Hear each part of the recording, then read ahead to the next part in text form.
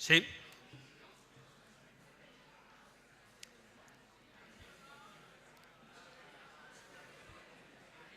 Vamos a empezar el acto. Egun on guztie, buenos días a todos. Mi nombre es Javier Gorgas, soy presidente de la Sociedad Española de Astronomía y me ha correspondido el altísimo honor de presentar a una de mis ídolos, de presentar a una persona que cambió parte de la astronomía del siglo XX, una persona que hizo uno de los grandes descubrimientos de la historia de la ciencia. En 1967, en Cambridge, Jocelyn Bell, entonces una estudiante de doctorado, y con un rudimentario radiotelescopio que ella misma había montado, hizo un increíble descubrimiento. Un descubrimiento tan increíble que su director de tesis no se lo creía, que ellos mismos tardaron bastante relativo tiempo en darse cuenta de lo que habían encontrado. Yo no os voy a contar la historia porque ya lo va a contar ella, evidentemente, que es quien lo debe hacer, pero solo quiero decir que Jocelyn había encontrado un fascinante objeto que había sido predicho por astrofísicos teóricos más de 20 años antes y que la mayoría de los físicos y astrofísicos en el momento pensaban que no podían existir. Y ella los encontró. El descubrimiento fue tan importante que el descubrimiento de Jocelyn Bell recibió el Premio Nobel de Física en 1974, el descubrimiento de Jocelyn. Desde su tesis, en 1968, ella ha tenido una activa, muy intensa vida investigadora, dedicada a la ciencia, en particular a su campo ha sido la astronomía de rayos X y también dedicada a la enseñanza. Muy importante su carrera. Ha ocupado puestos importantes en universidades británicas y norteamericanas, como University College de Londres, Royal Observatory de Edimburgo, Universidad de Southampton, Princeton, etc. En los últimos años ha sido presidenta de la Royal Astronomical Society y presidenta del Institute of Physics. Tiene una innumerable lista de premios y condecoraciones por su descubrimiento, por su trabajo posterior. Quiero citar, por ejemplo, que tiene el título en castellano es Dama Comendadora de la Orden del Imperio Británico, que es un gran honor en el Reino Unido. Y actualmente es Visiting Professor de la prestigiosa Universidad de Oxford.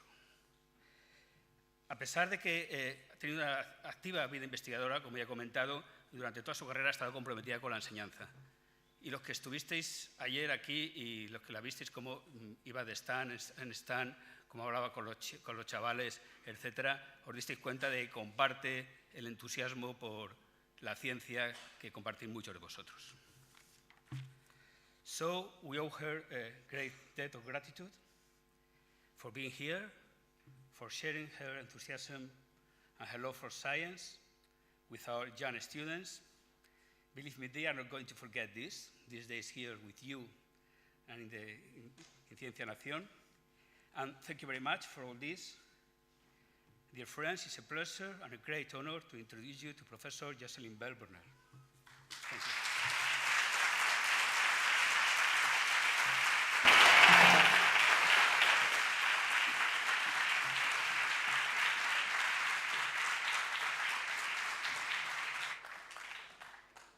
Good morning, buenos dias. Thank you to everybody who has made it possible for me to be here. This is a fantastic fiesta. And I have very much enjoyed being here. So thank you to everybody for that. I'm going to talk this morning about a graduate student's story. But perhaps first I need to explain what a graduate student is. Many of the people here are at school. After school, perhaps you go to university, to college. And when you finish at university, you are a graduate, this word, you graduate from the university. If you especially like some subject, some topic at university, perhaps you want to stay longer and do research in that area. And the way you do that is to spend 3 or 4 years doing research as a graduate student, writing a large report on your research, and then you become doctor. So graduate students are on the way to being doctors. They are both graduates and students.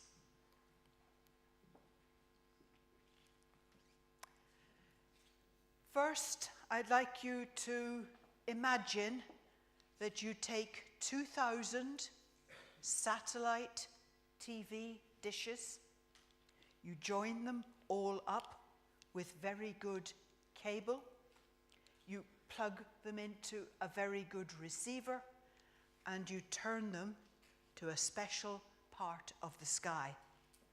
And then you listen. And I've lost the curtain. There we are.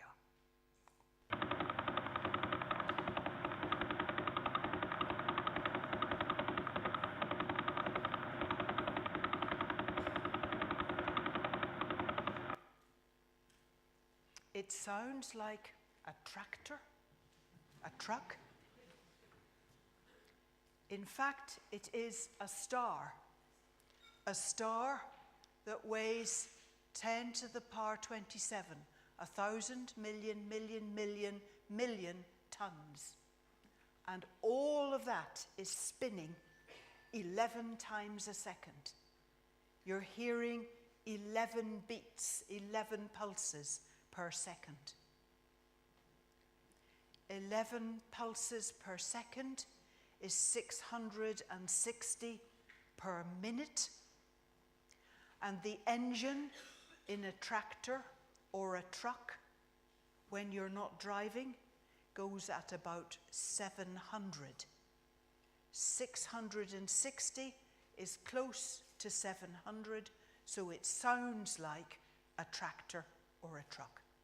But it is a star, away out in space. And it's one of these pulsars, or pulsating radio stars, sometimes called neutron stars. Maybe we need the lights a bit lower for this. Gracias. It's okay. It's happened. We have here what I call the family of light. It is the electromagnetic spectrum. And here is the bits that our eyes can see, from red, orange, yellow, green, blue, dark blue, and violet. Beyond that, there is ultraviolet, and then X-rays, and then gamma rays. And from this side, there is infrared, there is millimeter, and radio. And we now know that stars and galaxies emit across all this band. So today we have gamma ray astronomy, X-ray astronomy, ultraviolet astronomy, infrared astronomy, millimeter wave astronomy, and radio astronomy. And we see different things at those different wavelengths. This talk is about radio astronomy, using radio telescopes. So here are some radio telescopes. This one is in the United States of America. This is Jodrell Bank in England. This is in Germany, near Bonn. And this rather different radio telescope is also in England. So now I will tell you a little bit about the discovery of pulsars. It uses this radio telescope. It's a radio telescope that we built ourselves, you know. And then it took 6 people 2 years to make this radio telescope. It covers an area of 1.6 hectares. That's 57 tennis courts. And there is in it 192 kilometers of wire and cable and 2,000 antennae. It's a big radio telescope. It does not look very wonderful, does not look like a radio telescope, but it works as a radio telescope. And that is the most important thing. So this was the radio telescope that I helped build. And when, at the end of 2 years, it was built, I was the person who used the radio telescope. The other people moved to other projects. This was 1967, a long time ago. And in 1967, there were not many computers. This project had no computer. Instead, it had a graduate student. Our data came out on paper. This is some of the paper. And it produced 30 meters of paper every day. I was repeatedly scanning the sky, and one sky scan took 4 days. So one sky scan was 120 meters. And for the 6 months that I used it, there were more than 5 kilometers of paper. And I looked at every centimeter of that 5 kilometers. A lot of research is tedious, boring, but you have to do it, and you must do it well. You cannot take shortcuts. You cannot cut corners. Occasionally, there would be about half a centimeter that I couldn't understand. This big radio telescope picks up radio interference. Today, radio interference would be mobile phones, microwave ovens, things like that. Here is a little bit of interference. Here is the signal that I could not understand. This was the first time we saw it. And for the first few times that I saw this signal, I marked it with a question mark. Don't know what it is. It was not always there. Only about 15% of the time it was there. But if you have a brain that has been trained to be a scientific brain, your brain holds on to problems. Your brain holds on to things that you do not understand. And so this curious signal sticks in my brain. And after seeing it a few times, my brain says, "You've seen this before, have you not? You've seen this before from this part of the sky, from this constellation, have you not?" And then it's easy. You find the previous records that cover that part of the sky. You get them out. They're big, long rolls of paper, so you spread them on the floor. Lots of floor. You say, yes, no,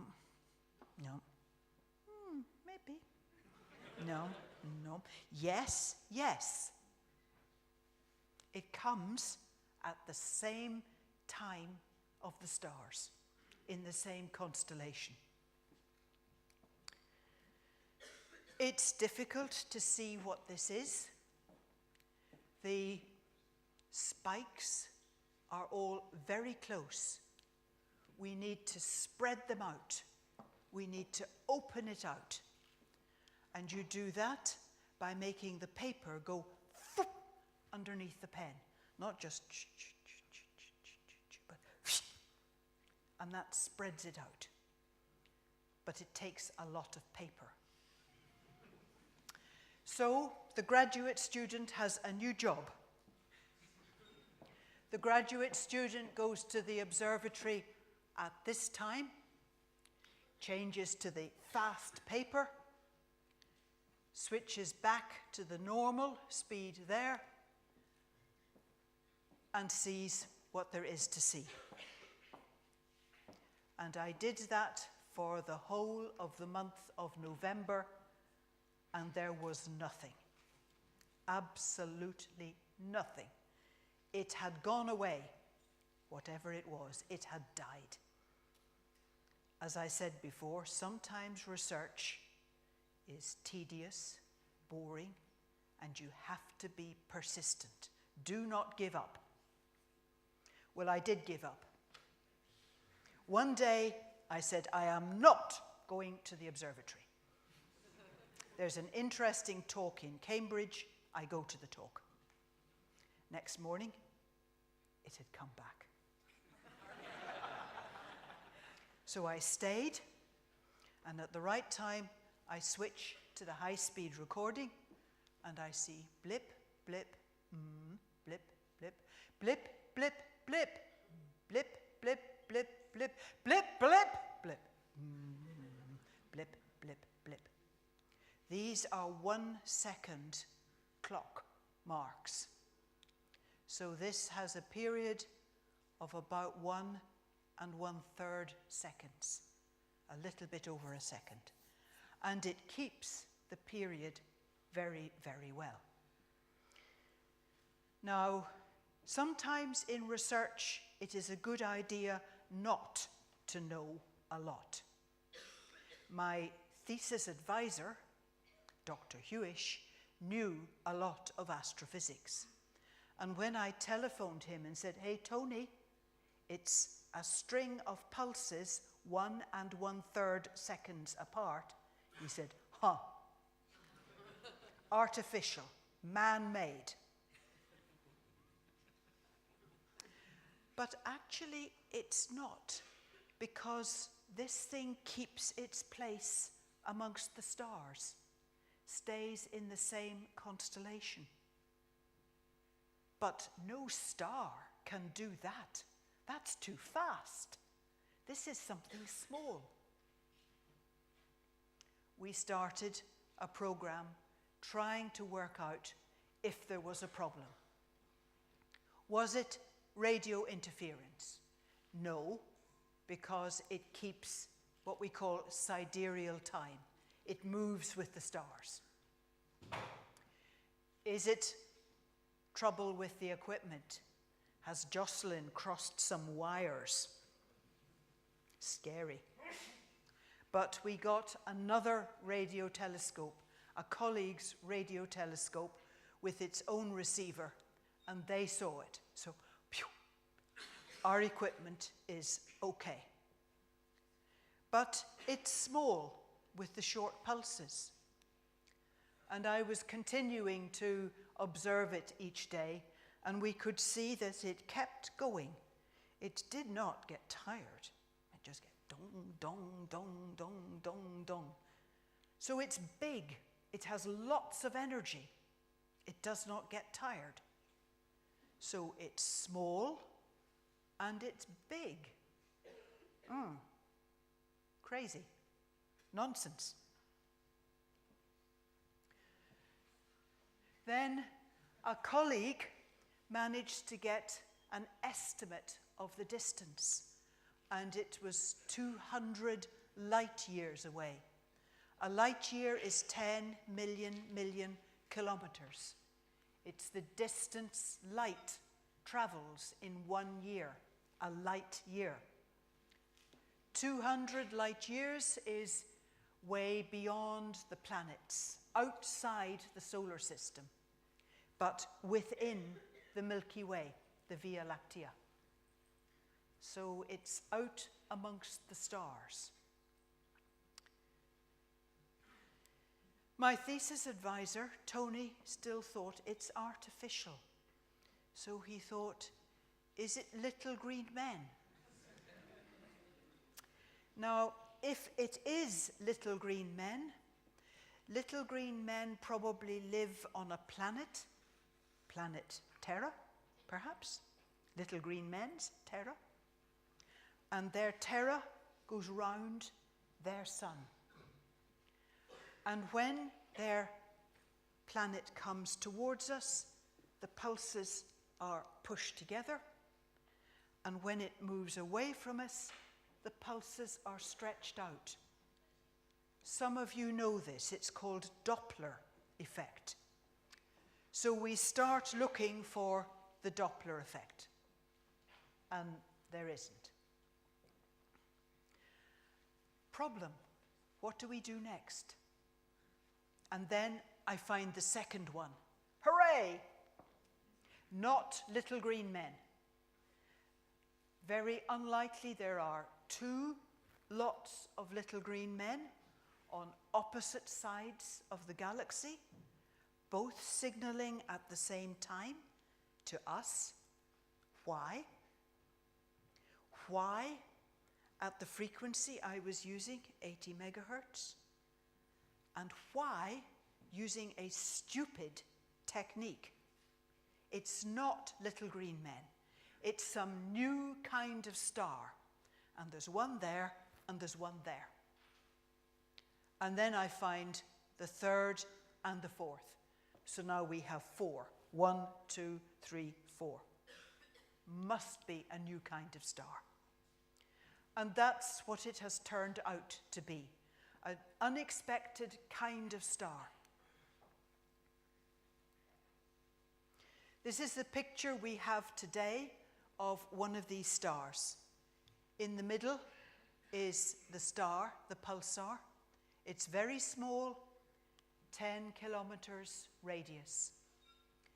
It spins about this axis, and it has a very strong magnetic field. Here are the magnetic field lines. And somehow a radio beam comes out from the poles. And as the star spins, it's like a lighthouse.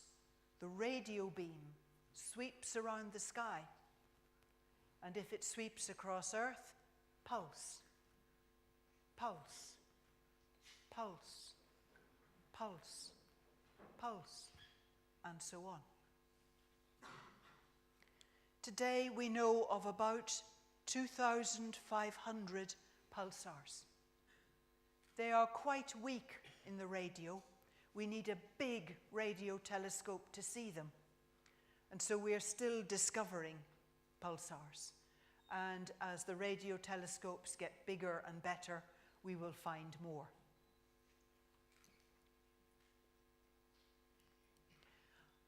I now want to tell you a little bit about the pulsars, because these are amazing stars with some very peculiar properties, features.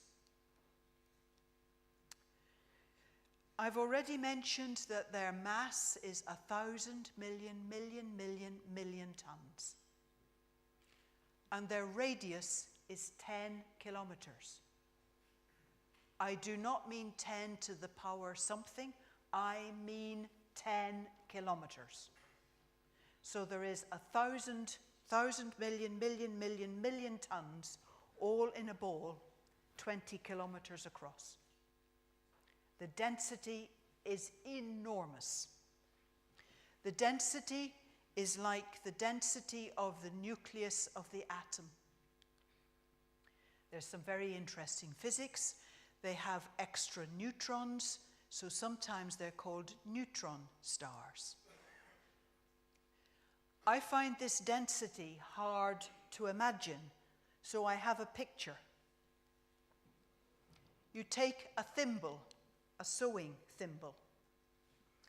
You take the population of the world, 7 billion people, and one by one, you squash them into the thimble.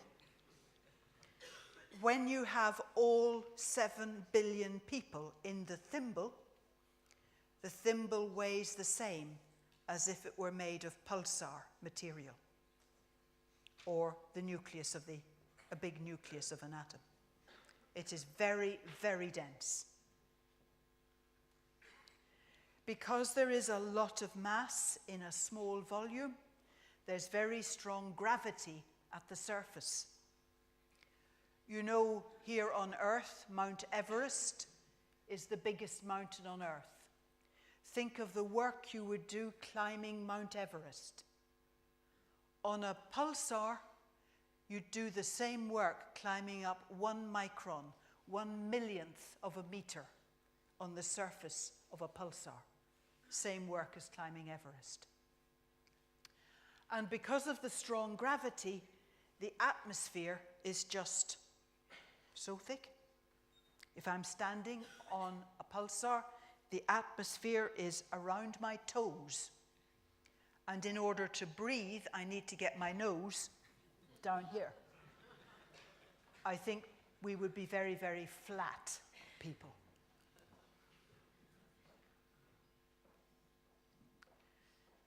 Strong gravity will also bend light. So if I stand on the surface of one of these stars and look around, I can see over the horizon. I can see about 2/3 of the star standing in one place. It must feel very curious. Gravity also redshifts light. So if there are little green men on a pulsar, to us they look like little red men because of the effects of gravity. And gravity also affects clocks. Supposing I take a big clock and I go to a pulsar. You stay here on Earth with a big telescope so as you can read my clock. And you'll see that when I'm on the star, my clock does 1 tick every 2 seconds.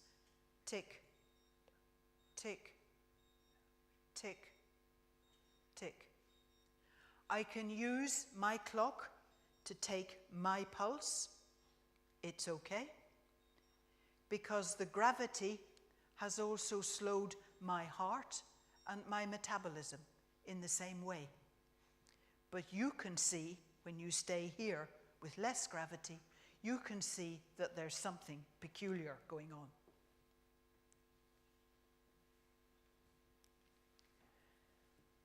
Suppose I am going to visit a pulsar.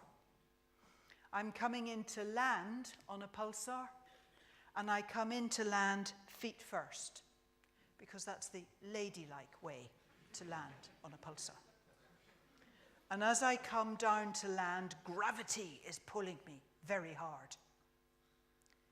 But there is more gravity on my feet than on my head, and my body gets stretched. Do you know what spaghetti is? The technical term for this is spaghettification. But because there is such a strong gradient of gravity, because the force of gravity on my feet is much bigger than on my head, your body gets pulled apart. Not good. Do not visit a pulsar. There is also a very big magnetic field. Maybe at home you have a fridge with some magnets. The magnetic field here is about 1/100th of a Tesla. If you were working in a physics lab, you might have a magnet that you were very proud of. It would be about 10 Tesla. The pulsar is 100 million Tesla. It's fantastic. I've gone the wrong way. There is also a big voltage drop, 100 million volts in a centimeter. This is not good for your body. Think of all the processes the biological processes. Polarized atoms, polarized molecules. 100 million volts per centimeter, zap. Do not go visit a pulsar or a neutron star, and do not take your credit cards.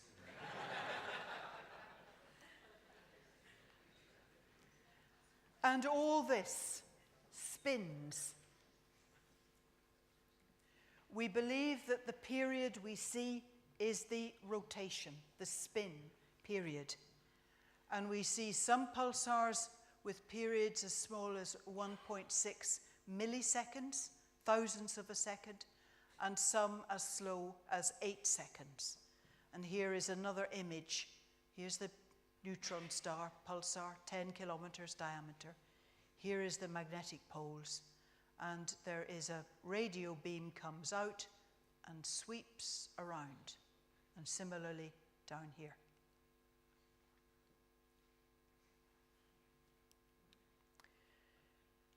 This star weighs 1,000 million tons. Once you have made 1,000 million tons spin, it keeps spinning. It is very hard to stop it. It is very hard to change it. So we have a clock. It goes round and round and round and round and round. The pulsars are accurate to 1 part in 10,000 million. 1 part in 10 to the 16. This means that since the age of the dinosaurs, a pulsar period has grown by 1 second. They are very, very good clocks. And so nature has now given us very good clocks all around our galaxy. And we can use these clocks for the first time to check Einstein's theories of relativity. And we are doing that, and I have to say Einstein's theories are very good. We have not yet found a fault with them, but we'll keep trying.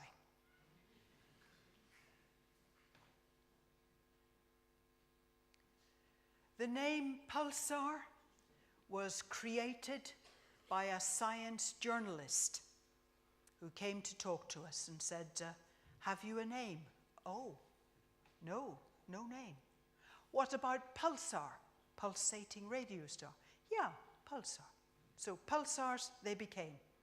But now other bodies use the name. There is a model of Nissan car that's called a pulsar. In the Netherlands, I found some geraniums called pulsars. They must be short of names. And of course, there is the watch, pulsar watches. Do you have them in Spain? No. In America, the watch company tried suing the radio astronomers for use of the name. The watch company did not know the history. And I want to finish by talking about some records. Have you heard of the Guinness Book of Records? Right, here are some records for a Guinness Book of Records. The pressure at the center of a neutron star or pulsar is this number of times the pressure of the atmosphere here on Earth. It is big.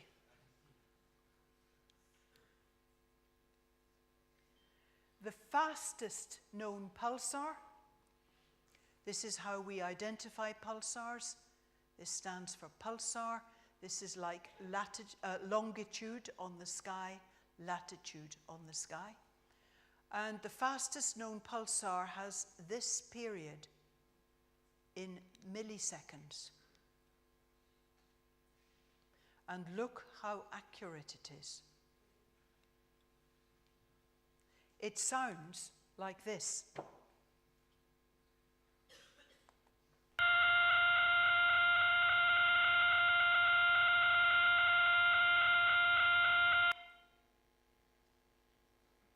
It is going so fast you do not hear the individual pulses, they just make a note. But recently, we have found one that goes even faster, 1.4 milliseconds. And because we have not observed it so long, the accuracy is not yet so great, but it's still good. This is important. This is spinning at about 700 hertz. That's the frequency of this new pulsar. And theories say that is as fast as a pulsar can go. If it tries to go faster, it gets unstable in its center, and that stops it spinning faster. So now we want to find an even shorter period, a faster pulsar, because that will show the theory is wrong, and that's always fun. We're still trying, but you never know. The roundest known thing in the universe, I will rephrase that, the roundest known thing in the universe is the orbit of a pulsar around its companion star. Many stars are in pairs and they dance round each other, held together by gravity. Our sun is unusual, it doesn't seem to have a companion. But sometimes one of these two stars is a pulsar. And then we can use Doppler shift to get the orbit of the pulsar. And there is one pulsar where the orbit is a very good circle. The radius of the orbit is 500,000 kilometers, and the circle is perfect to within 5 millionths of a meter, 5 microns. For those of you who study ellipses, the eccentricity is that. Very, very small eccentricity. Perfect circle, effectively. There may be other things that are more round, but this is the roundest known thing in the universe. And finally, if something falls onto the surface of a neutron star, pulsar, it lands traveling at half the speed of light. So strong is the gravity. I don't know about you, but I find it hard to believe these things. And yet we must believe them. They are real. Thank you for your interest.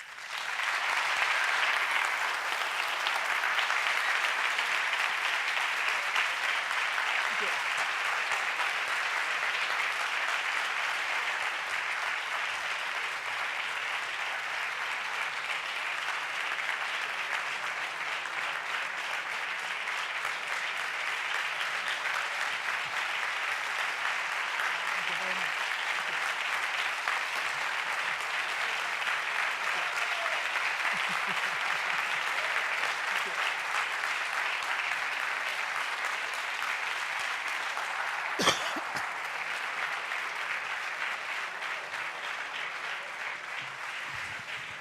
Well, this is a real thank you for your amazing conference. Thank you very much. And now questions. You can make the question in English, so si alguien quiere hacer preguntas en castellano, puede hacerlas también. Seguro que los chavales tienen preguntas.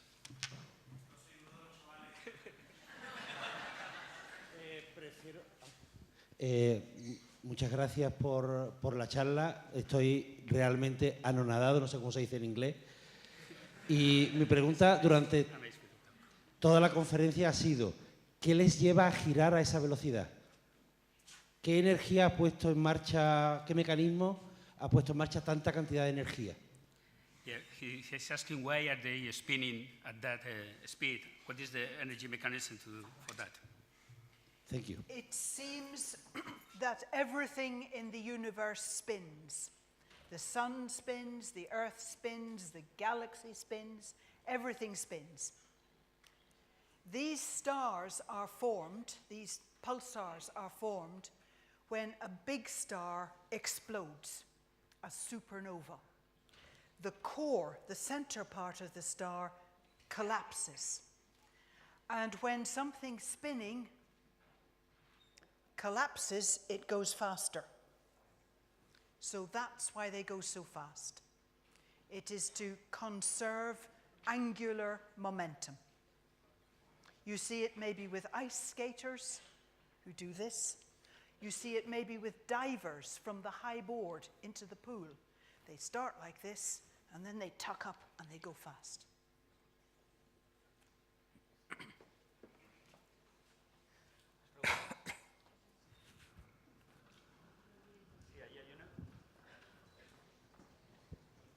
Hi. Well, I've got a question because I think you said that if you take a clock to a pulsar, it goes slower. Yeah. And I don't know why does it happen. So if you could explain to us. Okay, this is Einstein's relativity. The same thing happens with GPS. Do you know GPS? Yeah? Okay. GPS uses satellites. Satellites are further away from the Earth than your GPS, so satellite has less gravity. Satellite clock goes faster than a clock down here, where there is more gravity. So your GPS has to know Einstein's relativity and correct for the fact that that clock goes fast and this clock goes slow. Otherwise, your position is wrong by kilometers. Big effect. But it is due to Einstein, who said that a body, a heavy body, the Earth, a pulsar, will bend space-time. It will distort space and distort time. So time depends on gravity.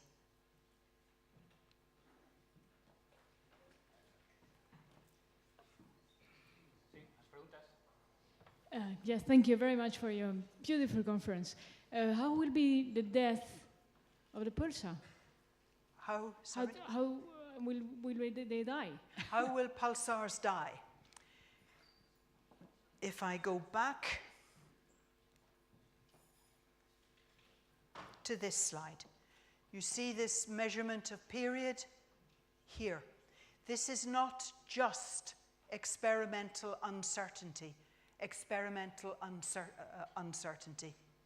The pulsar does gradually slow, gets tired. Very slowly gets tired, but it does get tired. And it spins slower and slower. And it seems that when its spin period has got as long as about 10 seconds, the radio signal stops. No radio. There is still the pulsar, the neutron star, but we can no longer see it. And we don't know what happens then.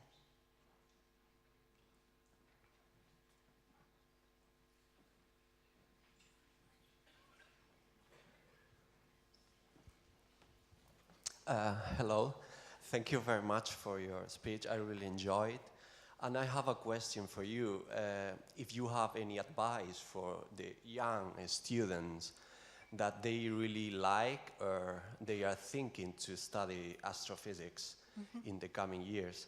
As you saw in this fair, there are a lot of beautiful projects in astronomy. Yes. And we teachers, we are very proud of them. Yeah. But do you agree that for the future, Europe and the entire world need young people who know physics but also engineering to build new telescope or even space telescopes? So we need young people who study physics but also engineering. We need people with this knowledge at the same time. Is that true? Thank you. We need lots of people. They also need good mathematics, because to do physics well, you need good mathematics, and I think also for engineering. So mathematics is also important. In astrophysics today, we have 2 or 3 different kinds of people. We have people who are good at making things. They make the telescopes and the instruments that go on the telescopes. We have people who are good with the theory, mathematical physicists. They're important. And we also have people who use the telescopes, the observers. These can be 3 different kinds of people. You do not need to have all 3 qualities in one person, but they all need mathematics. If you are the kind of person that does not like change, do not go into astrophysics. There is enormous change in astrophysics. Many of you study physics and chemistry at school. You are studying 5% of the universe. The other 95%, we don't know what it is. We call it dark energy or dark matter, but we don't know what it is. It's different. It's new. It seems peculiar. We need to think very creatively, and it will be the next generation of astronomers that helps us find the other 95% of the universe. Then we will all need to go back to school and learn the new physics.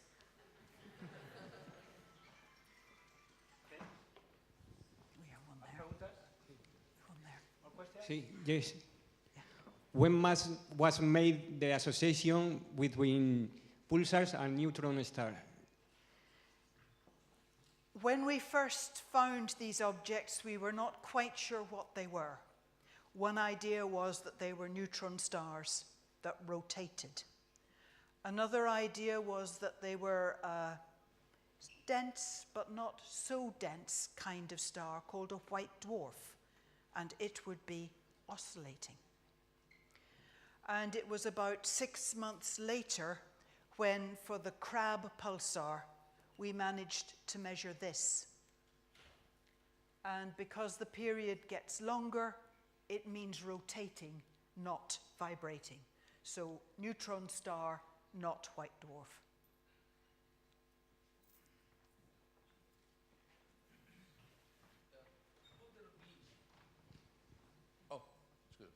Could there be a radiating neutron star that is not a pulsar? That is to say, having the axis of rotation coinciding with the axis of radiation. Yeah. Is there a reason to have these 2 axes not coinciding in general, or? I will do a demonstration with this laser. I talked about how you see pulse, pulse, pulse, but there will also be some pulsars where the orientation is like this, or like this, and you never see it because it never shines on the Earth. But if the pulsar spin axis and magnetic field axis are the same, then we do not see any movement. They need to be offset so as we get this. There might be, I'm not sure how we would recognize it, but the other thing that we do now sometimes see is, here is a neutron star. It has gravity. It pulls material from the space around it, and it gets hot, and it radiates thermal radiation because of its temperature.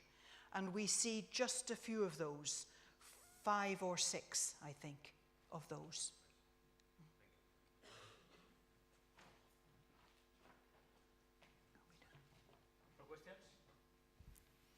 No?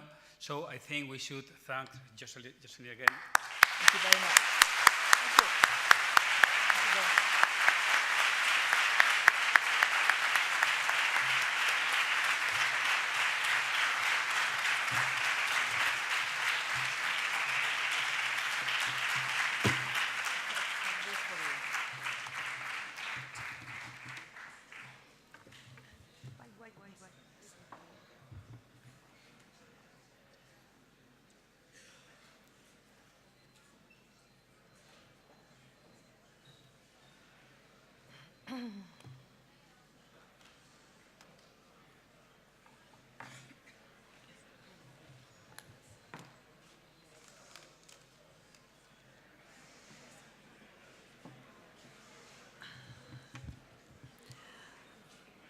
Ciencia en Acción has a medal, very special medal, for special people. Special people who promote science, science education, science communication. And really it's a pleasure for me to offer you this medal as a memory of all of us, and especially our students and teachers of Adopta una Estrella. Thank you very much. Let's turn it on. That is lovely.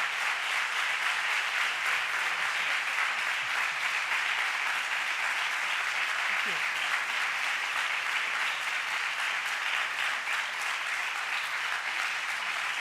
Thank you very much. Thank you. That's lovely. That's beautiful. Really, I hope that you remember us. Yes, of course. Thank you. Ahora vamos a seguir con el acto de clausura. 2 minutos o 1 minuto simplemente para poder organizar la mesa. Enseguida seguimos.